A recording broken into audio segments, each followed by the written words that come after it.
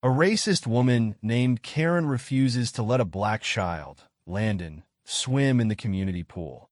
But what Landon's mother, Jasmine, does next leaves everyone speechless. What does Jasmine really do, and how does she handle the blatant racism? Let's find out.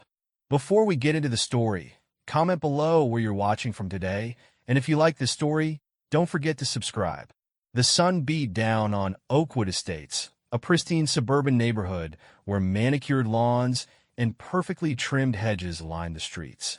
At the heart of this affluent community stood its crown jewel, the Oakwood Community Pool. With its crystal-clear water and modern facilities, the pool wasn't just a place to cool off. It was a symbol of the comfort and privilege enjoyed by those who called Oakwood home. On this particular Saturday afternoon, the air buzzed with the promise of summer. Children's laughter echoed through the neighborhood, mixing with the gentle hum of lawnmowers and the occasional bark of a well-groomed dog.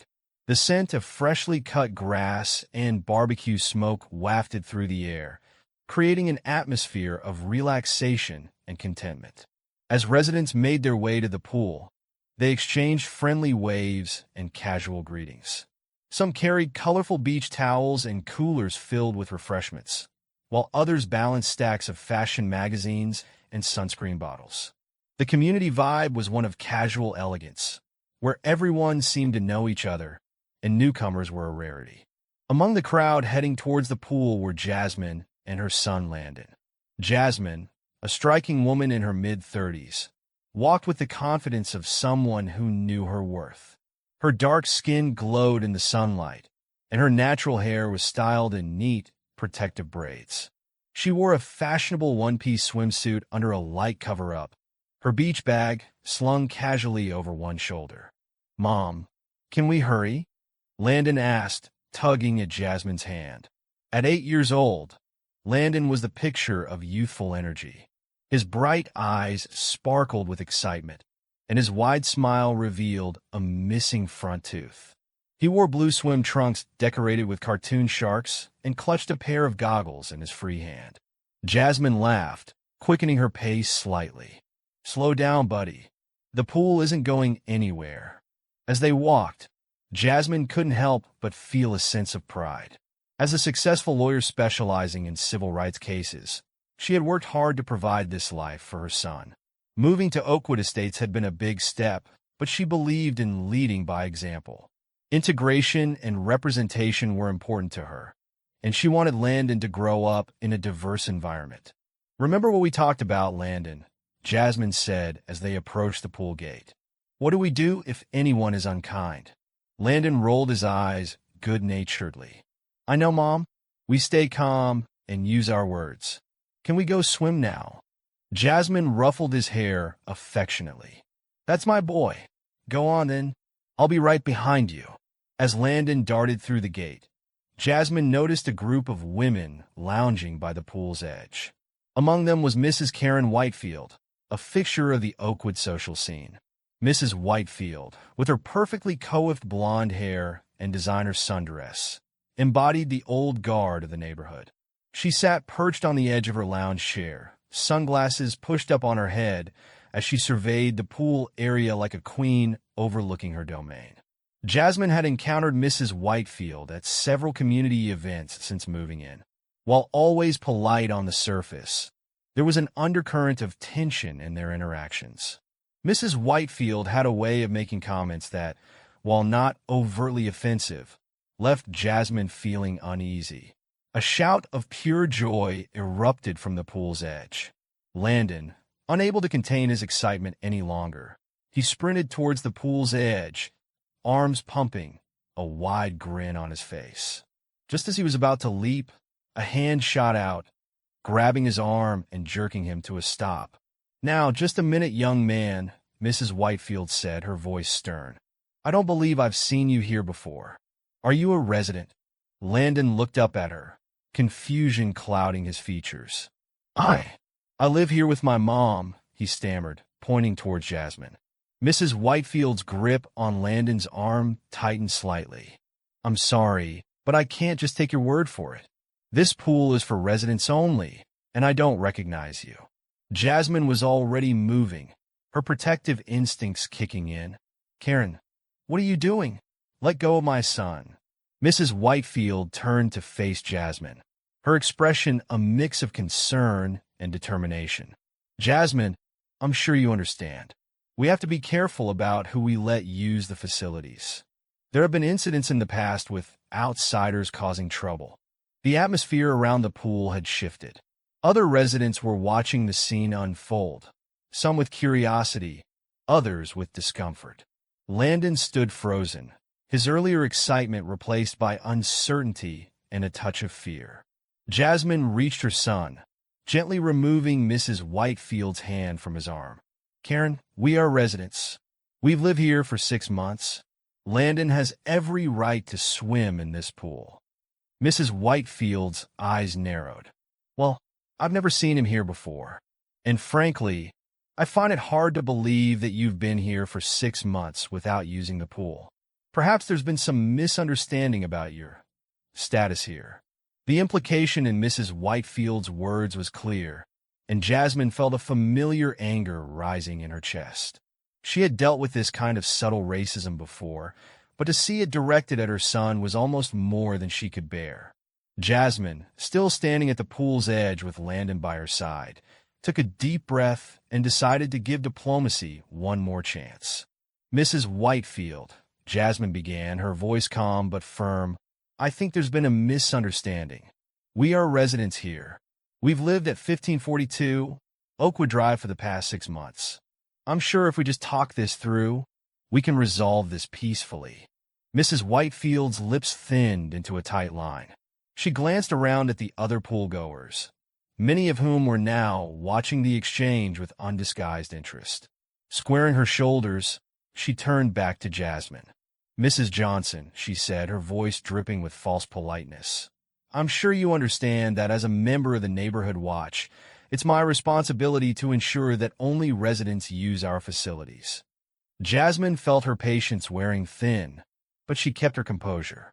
"I appreciate your dedication to the community, Mrs. Whitefield. However, as I've said, we are residents. We have every right to be here." Mrs. Whitefield's eyes narrowed. "Well, if that's true, I'm sure you won't mind showing me some proof of residency. After all, it's strange that in 6 months, no one has seen you use the pool before." The implication in Mrs. Whitefield's words was clear, and Jasmine felt a surge of anger. She was about to respond when Landon tugged at her hand. "Mom," he whispered, his eyes wide with confusion and a hint of fear. "Why doesn't she believe us? Did we do something wrong?" Jasmine's heart clenched at the uncertainty in her son's voice. She knelt down beside him, speaking softly. "No, sweetie, we haven't done anything wrong. Sometimes people have wrong ideas about others, and it's our job to help them understand better." As Jasmine comforted her son, murmurs began to ripple through the gathered crowd. Some of the onlookers were nodding in agreement with Mrs. Whitefield, while others looked uncomfortable with the situation. "I've never seen them here before," one woman whispered to her friend. "But does that mean they're not residents?" her companion replied, uncertainty clear in her voice. An older man standing nearby cleared his throat. "Now, Karen," he said, addressing Mrs. Whitefield, "don't you think you're being a bit hasty? I've seen Mrs. Johnson at the community center a few times." Mrs. Whitefield turned to the man, her expression hardening. "Frank, I appreciate your input, but you know as well as I do that we need to be cautious. The community pool is for residents only, and we can't just let anyone waltz in here without proper verification." Jasmine stood up, her patience finally reaching its limit. "Mrs. Whitefield," she said, her voice carrying across the now silent pool area, "I want to be very clear. What you're doing right now is discrimination. We are residents of this community, and we have every right to use this pool." Mrs. Whitefield's face flushed red. "Discrimination? How dare you? I'm simply trying to protect our community. People like you always jump to playing the race card when things don't go your way." A collective gasp went up from the onlookers. Mrs. Whitefield's mask of politeness had finally slipped, revealing the ugly prejudice beneath.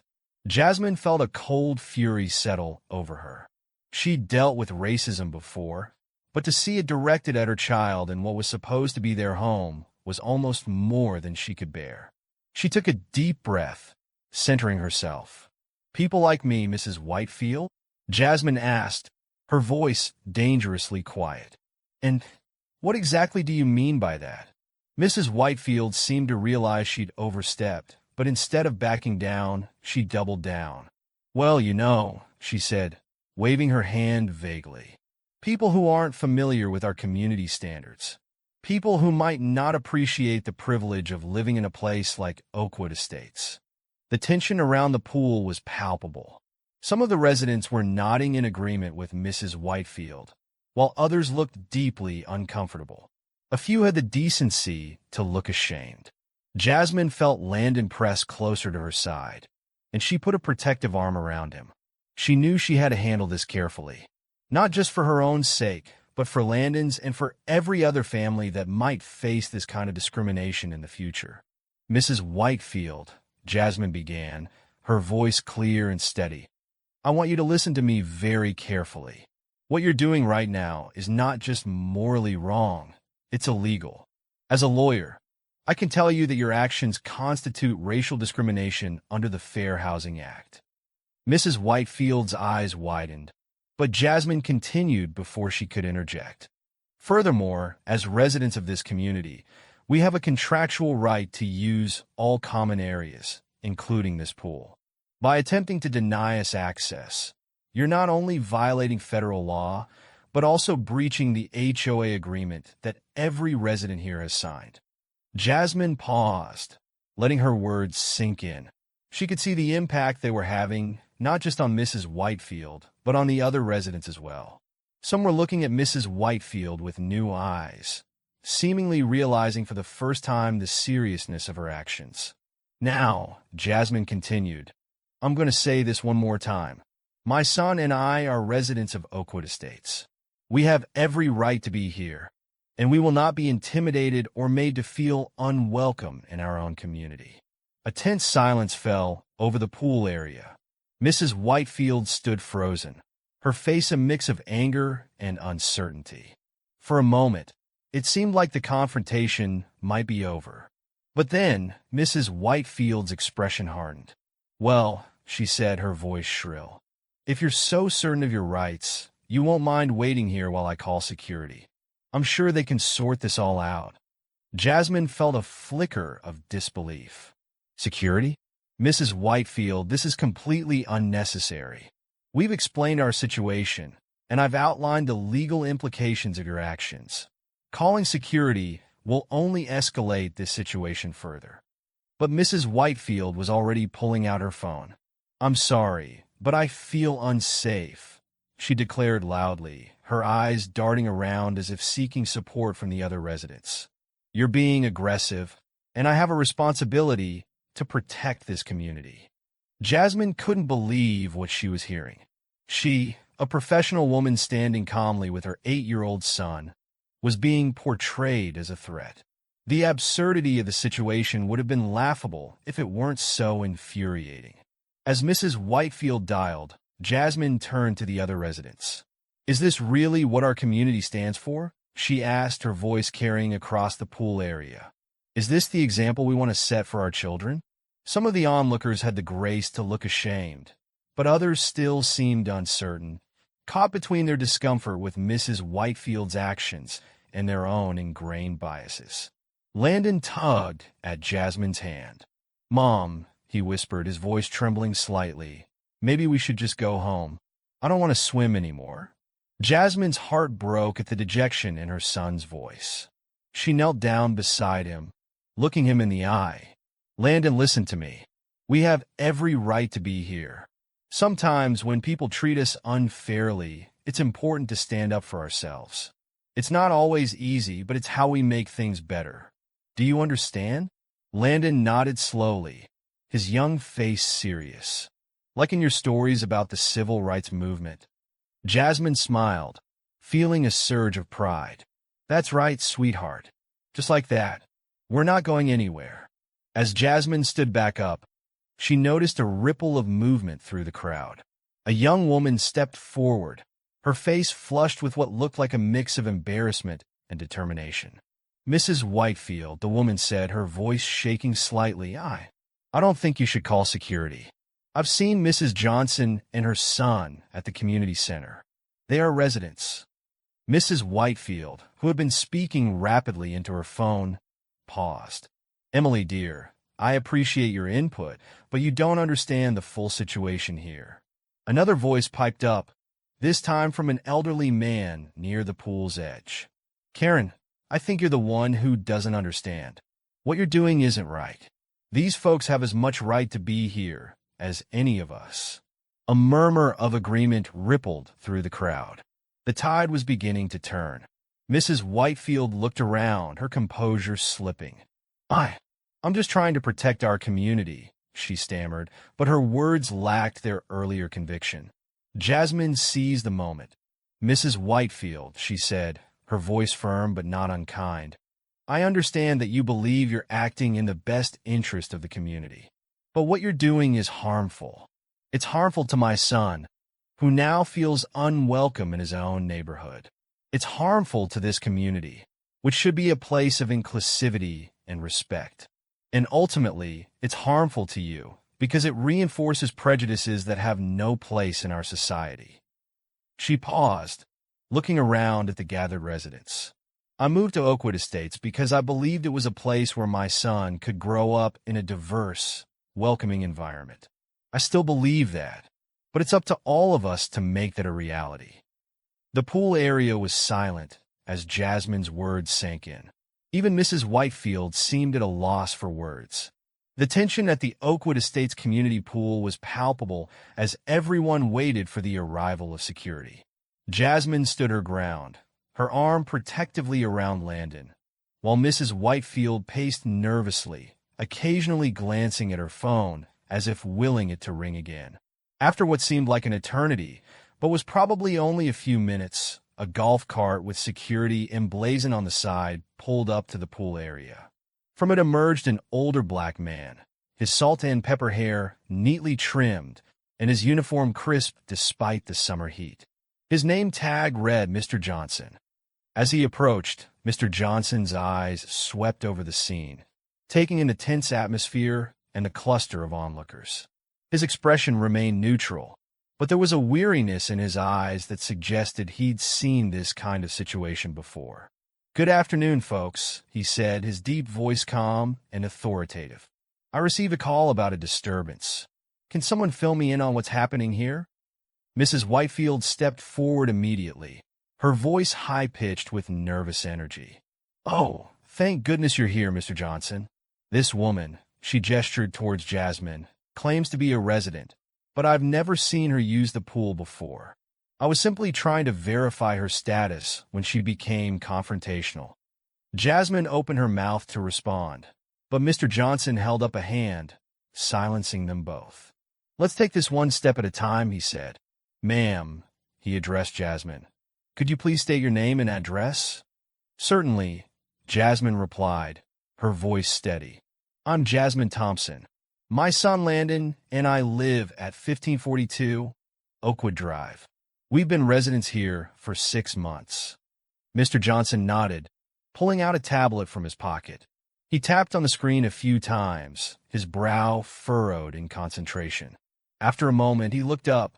"Mrs. Thompson, I can confirm that you are indeed listed as a resident of Oakwood Estates," he said. "You and your son have full rights to use all community facilities, including this pool." A collective murmur went through the crowd. Mrs. Whitefield's face flushed red, a mix of embarrassment and indignation.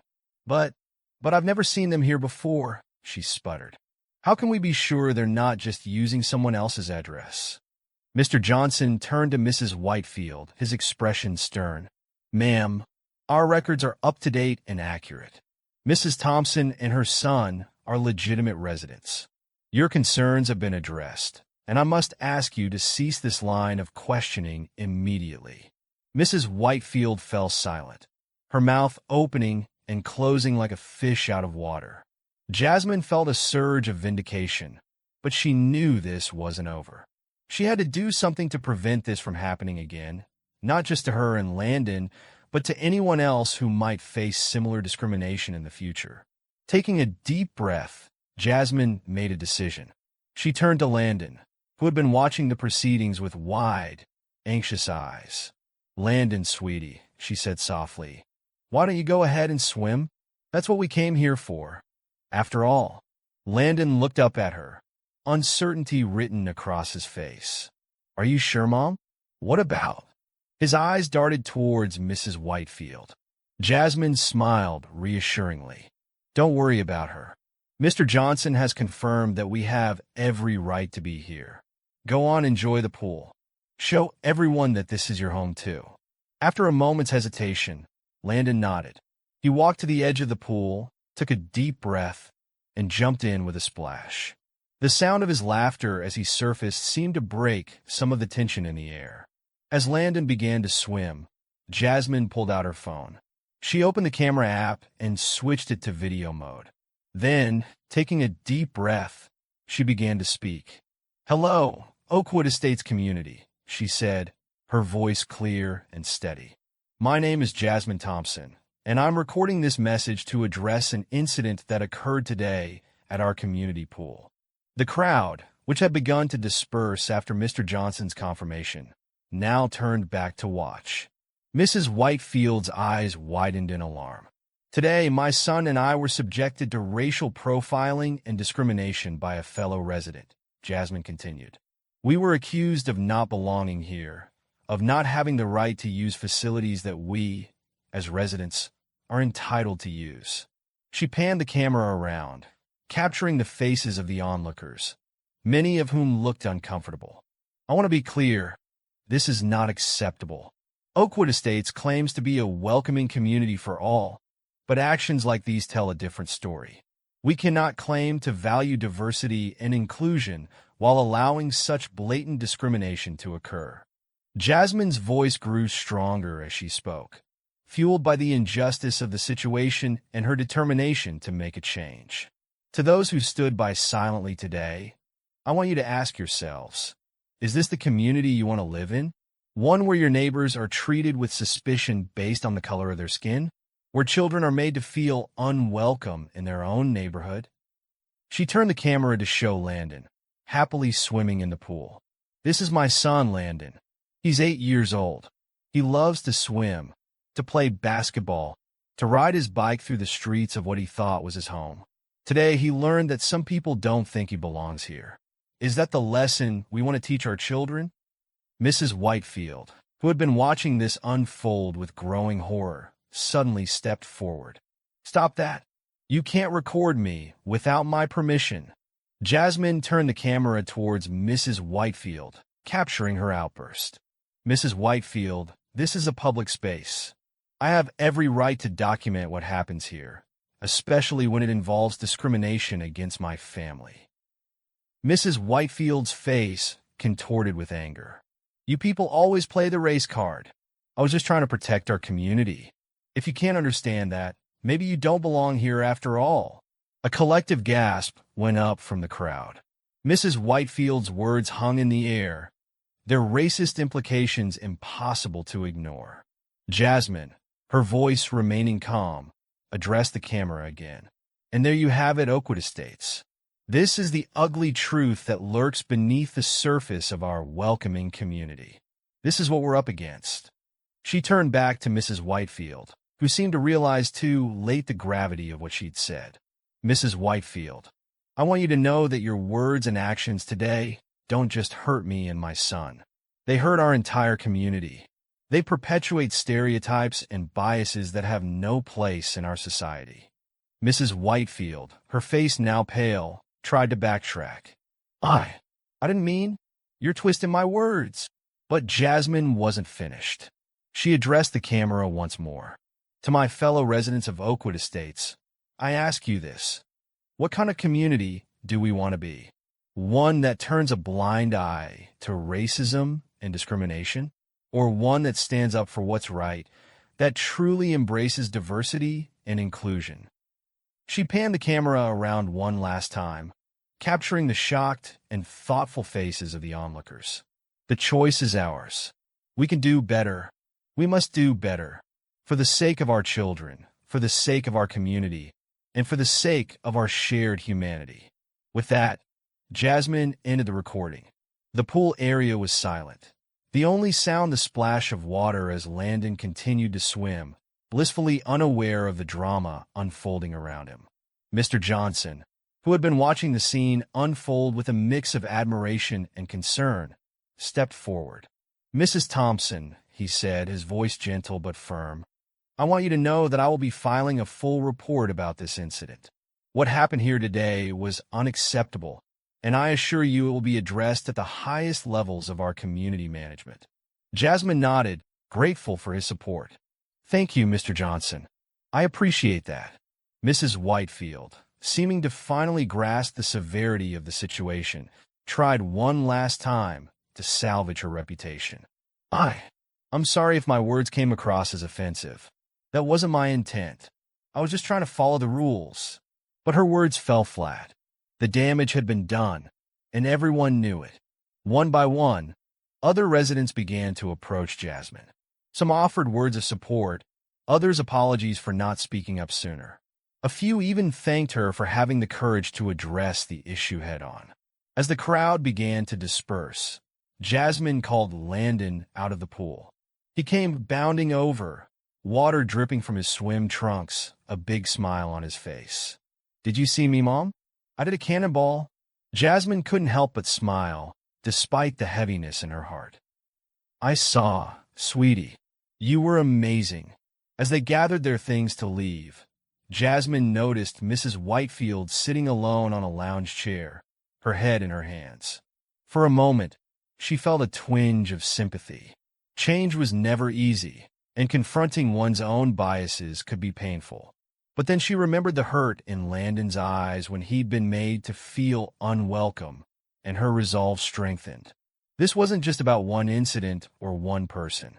It was about creating a truly inclusive community, one where everyone felt welcome and valued.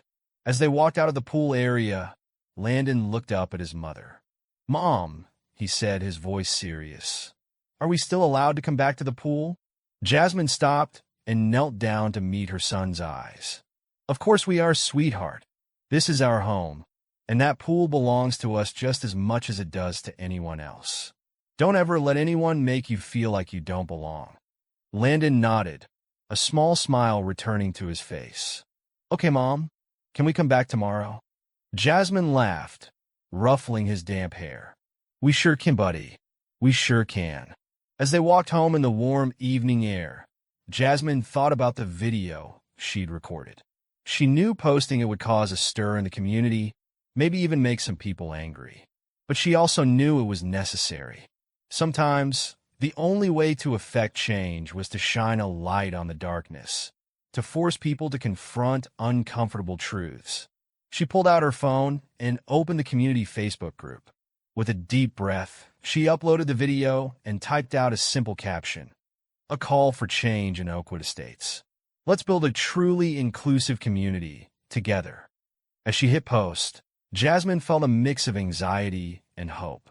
She didn't know exactly what would happen next, but she knew one thing for certain: things in Oakwood Estates were about to change. The next morning, Jasmine woke up to find her phone buzzing incessantly with notifications.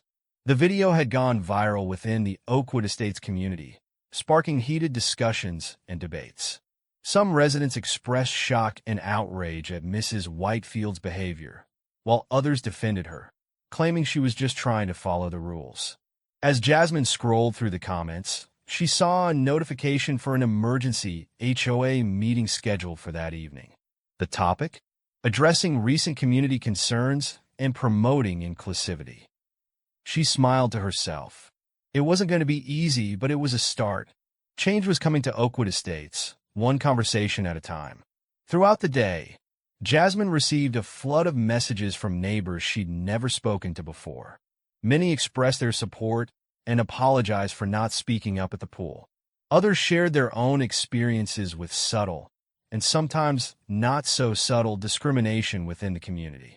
One message in particular caught her attention. It was from Emily, the young woman who had first spoken up in support of Jasmine at the pool. "Dear Mrs. Thompson, I can't stop thinking about what happened yesterday. I feel ashamed that I didn't do more to help sooner. Your courage in standing up to Mrs. Whitefield and addressing the whole community has inspired me. I want to help make Oakwood Estates a truly welcoming place for everyone. Is there anything I can do? Sincerely, Emily." Jasmine felt a surge of hope as she read the message.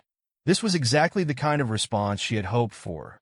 People willing to acknowledge the problem and actively work towards a solution. As evening approached, Jasmine prepared to attend the HOA meeting. She dressed carefully, choosing an outfit that was professional yet approachable. She wanted to project strength and determination, but also openness to dialogue. "Landon," she called out, "Mrs. Rodriguez from next door is going to watch you while I'm at the meeting. Be good, okay?" Landon looked up from his video game. "Mom, are you going to talk about what happened at the pool?" Jasmine nodded, sitting down next to him. "Yes, sweetie. I'm going to try to make sure that what happened to us doesn't happen to anyone else." Landon was quiet for a moment. Then he said, "I'm glad we didn't leave, Mom. I'm glad we stayed and showed them we belong here." Jasmine felt her eyes well up with tears. She pulled Landon into a hug. "Me too, baby. Me too." As she walked to the community center where the meeting was being held, Jasmine felt a mix of nervousness and determination. She knew that what she was about to do wouldn't be easy, but it was necessary. For Landon, for herself, and for every other family that might face discrimination in the future. The community center was packed when she arrived. It seemed like half the neighborhood had turned out for the meeting. As Jasmine made her way to an empty seat, she could feel eyes on her, some curious, some supportive, and some hostile. The HOA president, a middle-aged man named Tom, called the meeting to order. "Good evening, everyone. As you all know, we're here to discuss a situation that occurred at our community pool yesterday. We've all seen the video that Mrs. Thompson posted, and I think it's clear that we need to have a serious conversation about inclusivity in our community." Jasmine took a deep breath. This was it, the turning point. Whatever happened next would shape the future of Oakwood Estates. As she stood up to address the crowd, she silently promised Landon that she would do everything in her power to make their home a place where he could grow up feeling truly welcome and valued. The room fell silent as Jasmine began to speak, her voice clear and strong. "Good evening, neighbors. My name is Jasmine Thompson, and yesterday my son and I experienced something that no one should ever have to go through in their own community." As she shared her story, Jasmine could see the impact her words were having. Some people looked ashamed, others angry, and still others seemed to be truly hearing about the reality of racial discrimination for the first time. When she finished speaking, there was a moment of heavy silence. Then, slowly, people began to raise their hands, eager to share their own thoughts and experiences. The conversation that followed was difficult, sometimes heated, but ultimately productive. By the end of the meeting, several concrete steps had been proposed. Diversity and inclusion training for all residents, review of community policies to ensure they were equitable, and the formation of a community outreach committee to welcome new residents of all backgrounds. As Jasmine left the meeting, she felt a sense of cautious optimism. It wasn't perfect, and there was still a long way to go, but it was a start. A real, tangible start. Walking home under the starry sky, Jasmine allowed herself a small smile.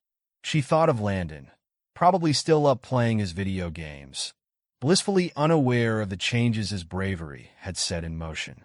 "We belong here," she whispered to herself, her voice full of determination.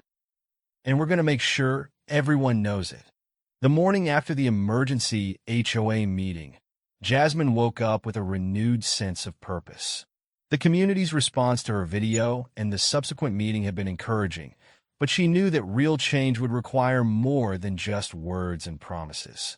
As she sipped her morning coffee, an idea began to form in her mind. Jasmine reached for her phone and dialed a familiar number. After a few rings, a warm voice answered, "Equal Rights Now, this is Marcus speaking. How can I help you? Marcus, it's Jasmine Thompson, she said, her voice filled with determination. I need your help with something important. For the next hour, Jasmine and Marcus, her longtime colleague at the civil rights organization she frequently worked with, hashed out a plan. By the time she hung up, a smile played on her lips. This is going to be big. Meanwhile, across Oakwood Estates, phones were buzzing with notifications. Jasmine's video had spread like wildfire through the community's social media channels. Residents who hadn't been at the pool or the emergency meeting were now seeing firsthand the discrimination that had taken place in their own backyard. Sarah, a young mother who lived a few doors down from Jasmine, watched the video with growing horror. "Oh my God, Mark," she called to her husband. "You have to see this. It's Mrs. Whitefield from down the street. I can't believe she would say such things." Mark came over, his brow furrowed as he watched. "This is unacceptable," he muttered. "We can't let this kind of behavior go unchallenged in our community." Similar scenes were playing out in homes all over Oakwood Estates. The video was sparking conversations about race, privilege, and what it truly meant to be a welcoming community. By midday, the Oakwood Estates community Facebook group was flooded with posts. Many expressed shock and outrage at Mrs. Whitefield's behavior. "I'm disgusted by what I saw in that video. Mrs. Thompson and her son deserve better. We all deserve better. I've lived here for 15 years, and I've never been so ashamed of our community. This needs to change now." Others shared their own experiences with subtle discrimination in the neighborhood. "I always wondered why I got strange looks at community events. Now I know I'm not alone. Thank you, Mrs. Thompson, for speaking up." A few tried to defend Mrs. Whitefield, arguing that she was just trying to follow the rules, but they were quickly shouted down by the majority. As the online discussion raged on, the HOA found itself under increasing pressure to take action. Tom, the HOA president, called an emergency board meeting to discuss their response. "We need to do something big," said Lisa, one of the board members. "This isn't just about one incident. It's about the kind of community we want to be." The others nodded in agreement. After hours of debate, they drafted a statement condemning discrimination in all forms and outlining a series of steps they would take to promote inclusivity in Oakwood Estates. Just as they were about to release the statement, Tom's phone rang. It was Jasmine. "Hello, Mrs. Thompson," he said, his voice a mix of respect and wariness. "We were just about to release a statement about the incident." "That's good to hear, Tom," Jasmine replied. "But I have a proposal that I think will take our efforts a step further. I've been in touch with Equal Rights Now, a civil rights organization I work with. They're willing to come to Oakwood Estates to conduct a diversity and inclusion seminar for all residents." Tom was silent for a moment, considering the implications. That's a big step, Mrs. Thompson. Are you sure the community is ready for something like that?" Jasmine's voice was firm. "I think the question is, can we afford not to do this? If we truly want to be the welcoming community we claim to be, we need to put in the work." After a brief discussion with the other board members, Tom agreed. "All right, Mrs. Thompson, we'll do it. We'll host a seminar at the community center. But what about Mrs. Whitefield? Do you think she'll attend?" "Leave that to me," Jasmine said, a note of steel in her voice. After hanging up, Jasmine took a deep breath. The next part wouldn't be easy, but it was necessary. She walked down the street to Mrs. Whitefield's house and rang the doorbell. Mrs. Whitefield opened the door, her eyes widening in surprise and fear when she saw Jasmine. "Mrs. Thompson," she said, her voice barely above a whisper. I don't think we should talk without my lawyer present." Jasmine held up a hand. "I'm not here to threaten you, Mrs. Whitefield. I'm here to invite you to be part of the solution." She explained about the upcoming seminar, emphasizing its importance for the community. "Your attendance would send a powerful message, Mrs. Whitefield. It would show that you're willing to learn and grow from this experience." Mrs. Whitefield looked torn. I don't know. Everyone hates me now. Maybe it would be better if I just moved away." Jasmine shook her head. "Running away won't solve anything. This is your chance to make things right, not just with me and Landon, but with the entire community. After a long moment, Mrs. Whitefield nodded. All right, she said softly. I'll be there. As Jasmine walked back home, she felt a mixture of emotions. There was still a long way to go, but this was a start. Over the next few days, preparations for the seminar went into full swing. The HOA sent out official invitations to all residents, strongly encouraging attendance. They also released their statement, which was met with widespread approval from the community. The day of the seminar arrived, and the community center was packed. Jasmine stood at the back, watching as her neighbors filed in.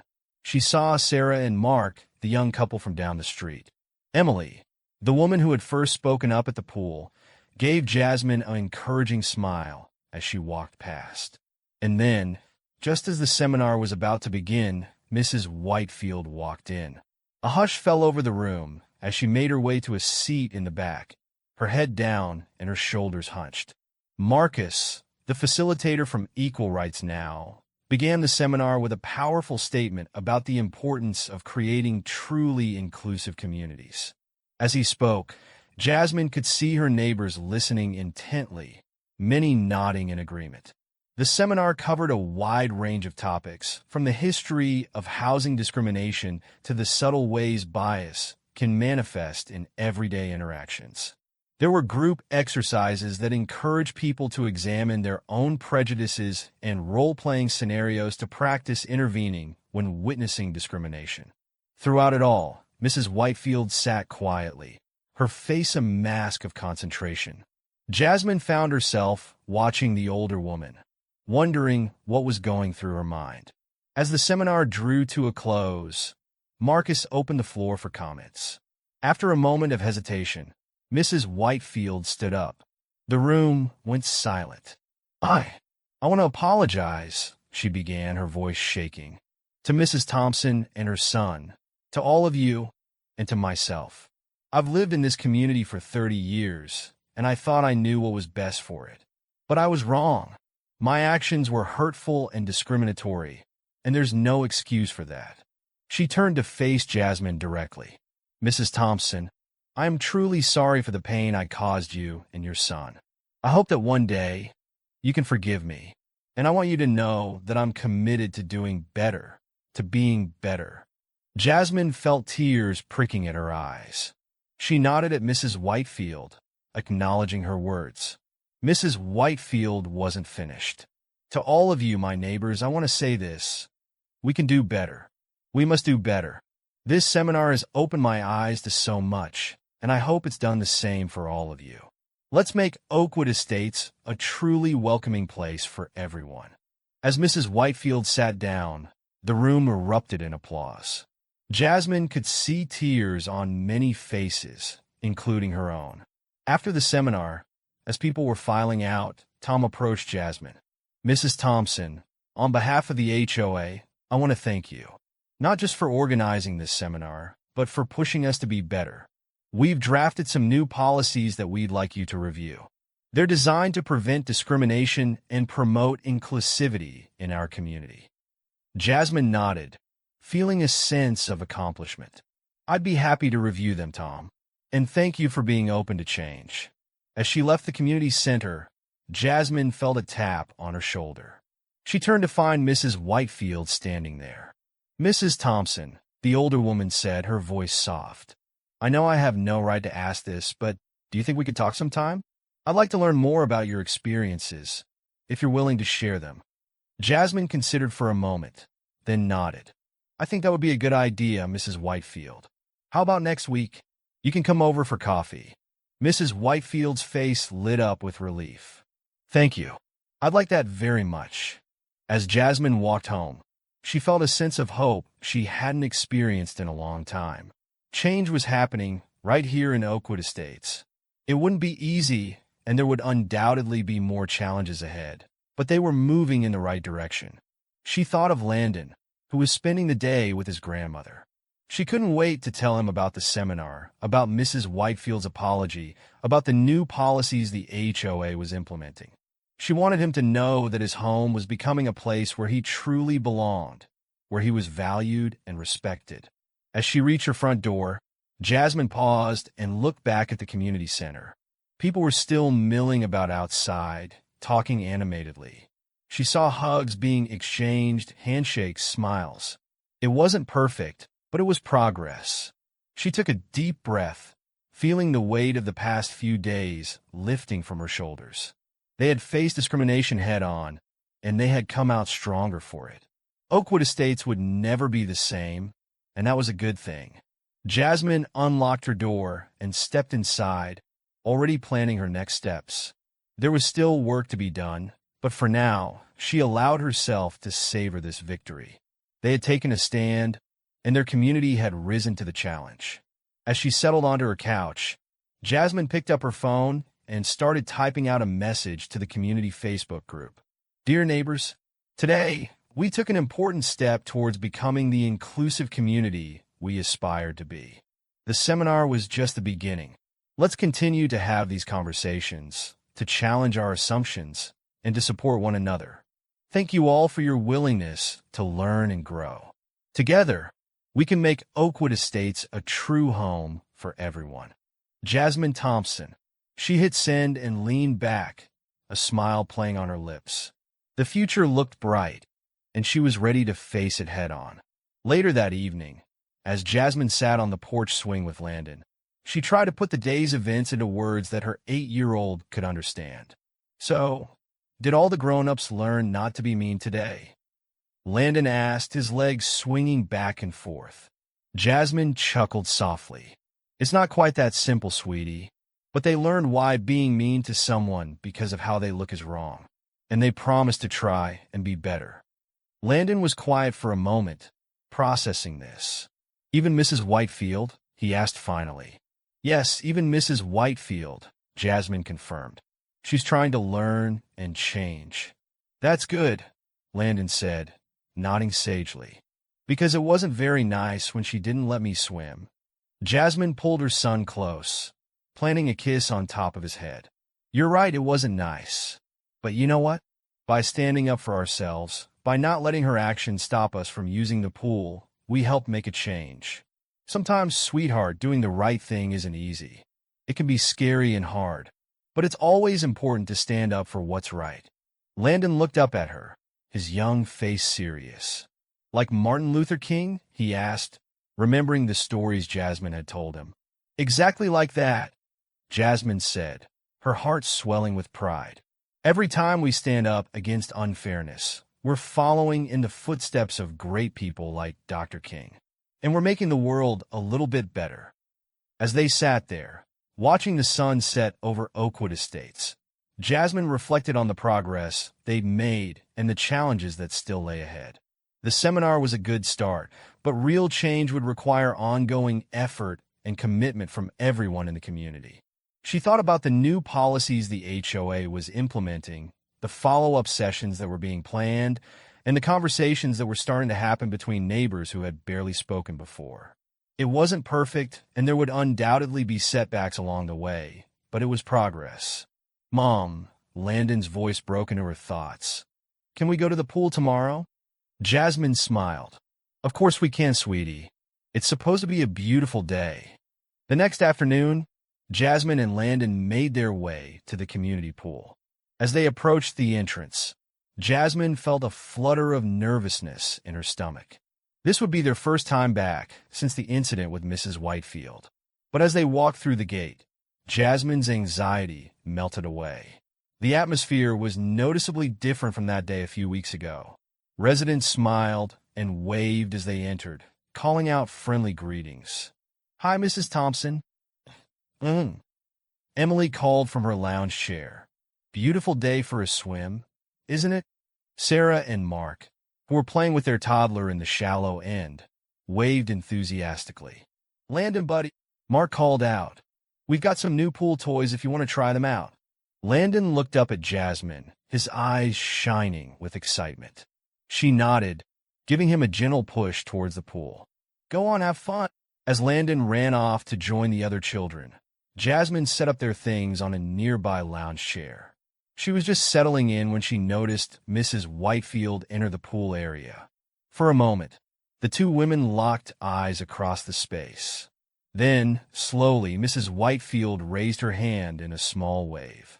Jasmine returned the gesture, feeling a complex mix of emotions. Residual anger and hurt, yes, but also a cautious hope for the future. Mrs. Whitefield made her way to a chair on the opposite side of the pool, her movements careful and subdued. She seemed smaller somehow, less imposing than she had that day. As she sat down, Jasmine saw her watching Landon play with the other children, a look of thoughtful reflection on her face. Jasmine turned her attention back to the pool, where Landon was preparing for an epic cannonball. "Watch this, Mom," he shouted, before launching himself into the air and hitting the water with a massive splash. As he surfaced, grinning from ear to ear, Jasmine felt a wave of emotion wash over her. This was what they had fought for. The right for Landon to be just another kid having fun at the pool, without fear or prejudice. She watched as Landon played and laughed with the other children, noting how the parents around the pool smiled at his antics. There was no tension, no sideways glances, just the joyful atmosphere of a community pool on a summer afternoon. As the sun began to dip lower in the sky, casting long shadows across the water, Jasmine called out to Landon, "Time to go, sweetie. Say goodbye to your friends." Landon climbed out of the pool, water streaming off him as he jogged over to where Jasmine sat. Mom, can't we stay a little longer?" he pleaded, his lower lip jutting out in an exaggerated pout. Jasmine laughed, ruffling his wet hair. "Not today, buddy, but we can come back tomorrow if you want." Landon's face lit up. "Really? Every day?" "Well, maybe not every day," Jasmine chuckled, "but certainly more often than before." As they gathered their things and prepared to leave, Jasmine noticed Mrs. Whitefield approaching. She tensed slightly, unsure of what to expect. Mrs. Whitefield stopped a respectful distance away, her hands clasped in front of her. "Mrs. Thompson," she said, her voice soft but clear, "I just wanted to say, it's good to see you and Landon enjoying the pool." "As you should be." Jasmine nodded, appreciating the effort it must have taken for Mrs. Whitefield to approach them. "Thank you, Mrs. Whitefield. It's good to be here." There was an awkward pause. Then Mrs. Whitefield spoke again. I know I have a lot to learn still, but I want you to know that I'm trying. The seminar opened my eyes to a lot of things." "That's good to hear," Jasmine replied, her voice warm but cautious. "Change isn't easy, but it's important. For all of us." Mrs. Whitefield nodded, then turned to Landon. "You've got quite a cannonball there, young man," she said, a small smile tugging at the corners of her mouth. Landon beamed up at her. "Thanks. I've been practicing. Maybe next time you can watch me do a flip." "I'd like that," Mrs. Whitefield said, her smile growing more genuine. As they walked home, hand in hand, Landon looked up at Jasmine. "Mom," he said, his voice thoughtful, "I think Mrs. Whitefield is trying to be nice now." Jasmine squeezed his hand gently. "I think you're right, sweetie. And you know what? That's a very brave thing she's doing. It's not easy to admit when you've been wrong and try to change. Like when I have to say sorry to Tommy next door when I accidentally broke his toy." Landon asked. Jasmine chuckled. "Something like that, yes. But even bigger. Mrs. Whitefield is learning to see the world in a whole new way. It's going to take time, and she might make mistakes along the way. But the important thing is that she's trying." As they reached their front porch, Jasmine paused, looking back at the community spread out before them. Oakwood Estates looked the same as it always had, manicured lawns, tidy houses, tree-lined streets. But she knew that beneath the surface, important changes were taking place. It wouldn't be easy. There would be more difficult conversations, more uncomfortable moments, more work to be done. But standing there, with Landon's small hand in hers, Jasmine felt a sense of hope for the future. "You know what, Landon?" she said, smiling down at her son. "I think we're going to be just fine here." Landon grinned up at her, his eyes sparkling with the simple joy of a child who feels safe and loved. "I know, Mom," he said. "This is our home." As they stepped inside, closing the door behind them, Jasmine felt a sense of peace settle over her. They had faced adversity, stood up for what was right, and in doing so, had helped to create positive change in their community. It wasn't the end of their journey, but it was a beautiful beginning. And as the sun set over Oakwood Estates, casting a warm glow over the neighborhood, there was a sense of possibility in the air, a promise of a more inclusive, understanding, and united community for all who called this place home. In the months that followed the pool incident and the diversity seminar, Oakwood Estates underwent a gradual but noticeable transformation. The changes weren't always big or dramatic, but they were significant in their own way.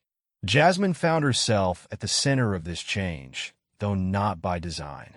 Her actions had inspired many in the community to reflect on their own behaviors and attitudes. She was often approached by neighbors seeking advice or simply wanting to share their experiences and insights. The HOA, true to their word, implemented new policies to promote inclusivity. They established a diversity and inclusion committee, with Jasmine as one of its founding members. The committee organized regular events to celebrate the various cultures represented in Oakwood Estates, from food festivals to cultural awareness days. Mrs. Whitefield, to many people's surprise, became one of the most active participants in these new initiatives.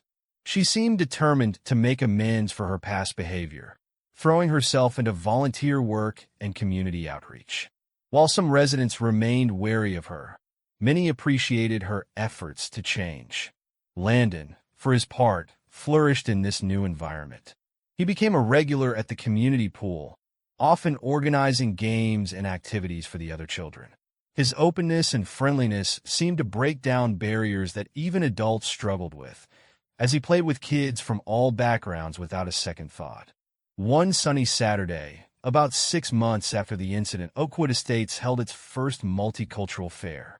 The community center and surrounding grounds were transformed into a vibrant celebration of diversity. Food stalls offered cuisine from around the world. Local artists displayed works reflecting various cultural traditions, and a stage hosted performances ranging from African drumming to Chinese lion dancing. Jasmine stood near the entrance, greeting people as they arrived. She couldn't help but feel a sense of pride as she watched her neighbors mingle, try new foods, and engage in conversations with people they might never have spoken to before. "Mrs. Thompson," a voice called out. Jasmine turned to see Mrs. Whitefield approaching, carrying a large tray of homemade cookies. "I hope it's okay, but I made these for the bake sale. It's an old family recipe, but I added a little twist this time, cardamom inspired by that lovely Indian family that moved in last month." Jasmine smiled warmly. "That sounds delicious, Mrs. Whitefield. I'm sure they'll be a hit." As Mrs. Whitefield moved on to the bake sale table, Jasmine felt a tug on her sleeve. It was Landon, his face flushed with excitement. "Mom, you gotta come see. Mr. Chun is teaching us how to do Tai Chi." Jasmine let her son lead her to a grassy area where a group of adults and children were following the graceful movements of an elderly Chinese man. She watched as Landon joined in, his face scrunched in concentration as he tried to mirror Mr. Chen's actions. As the day wore on, Jasmine found herself in conversation with Tom, the HOA president. "You know," he said, gesturing at the bustling fair, "none of this would have happened if you hadn't stood up that day at the pool. You really changed things around here, Jasmine." Jasmine shook her head modestly.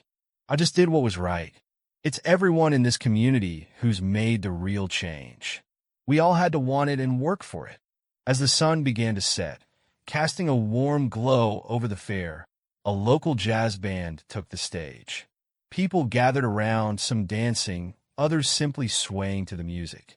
Jasmine spotted Mrs. Whitefield in the crowd, clapping along and chatting animatedly with a young black couple who had recently moved to the neighborhood. Landon came running up, out of breath and grinning from ear to ear. "Mom, this is the best day ever. Can we do this every week? Jasmine laughed, ruffling his hair. Maybe not every week, sweetie, but I'm sure we'll do it again. Did you have fun? Landon nodded enthusiastically. I learned how to say hello in 5 different languages, and Mrs. Whitefield's cookies were amazing. And Mr. Chen said I'm a natural at Tai Chi. As they walked home later that evening, Landon's hand in hers, Jasmine reflected on how far they'd come.